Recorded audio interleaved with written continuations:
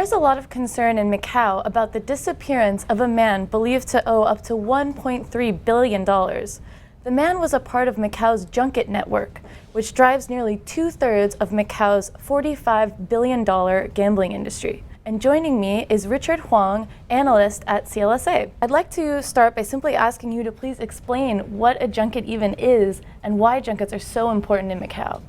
So junket is a critical portion of the Macau's VIP gaming market. Basically, they serve two basic functions. The first is that they bring the VIP players to the casinos, and second is that they also provide the financing for the gaming activities that actually take place in Macau. Okay, and why is it necessary to have junkets in Macau? We don't see a lot of junkets running around the US.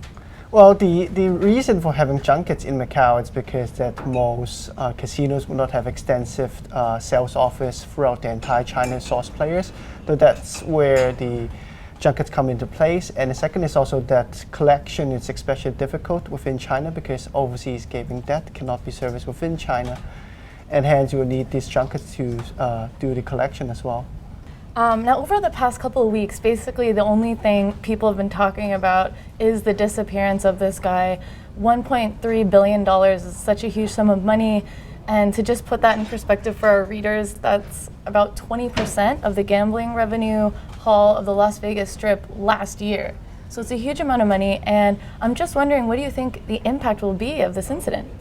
Well, I mean, this Mr. Huang, it's rumored to have taken external investors' money that were supposed to be put into the junket industry, but in fact weren't. So, it's hard to gauge the immediate impact on the Macau gaming industry because, it's questionable whether those funds were actually deployed or were not deployed in the Macau gaming industry. But, there could be some impacts to the confidence in the junket network and could impose some difficulty for the junkets to raise funds going forward as well. More to bear in mind is that the VIP gaming industry only accounts for the 30% of the casino's bottom line earnings, while the real driver behind the big casino magnates like Sands or Wynn, it's the vibrant mass gaming revenue growth, which is cash business and do not require the junket's involvement in operating that business as well. I wanted to also ask you about the stock market. Now, CLSA has always been a huge bull on Macau stocks. I have sitting at my desk the fourth installment of your Macau Raining Cash series, and you guys have been dead right over the years. Macau stocks have been amazing investments. But recently, I guess over the past few months, we've seen a lot of these stocks fall off their peaks. And I'm wondering what you think about that, what's going on in the markets, and what investors should do from here on out.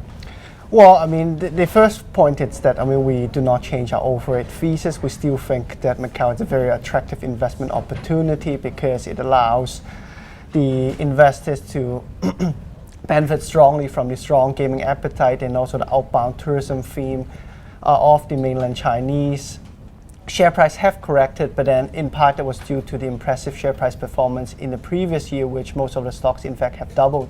So we won't be too worried about the share price correction. Okay, I think a lot of investors will be happy to hear that. They've had a bit of a wild ride. Thank you so much. This is Richard Huang from CLSA. I'm Kate O'Keefe with the Wall Street Journal, and you're watching Asia Today.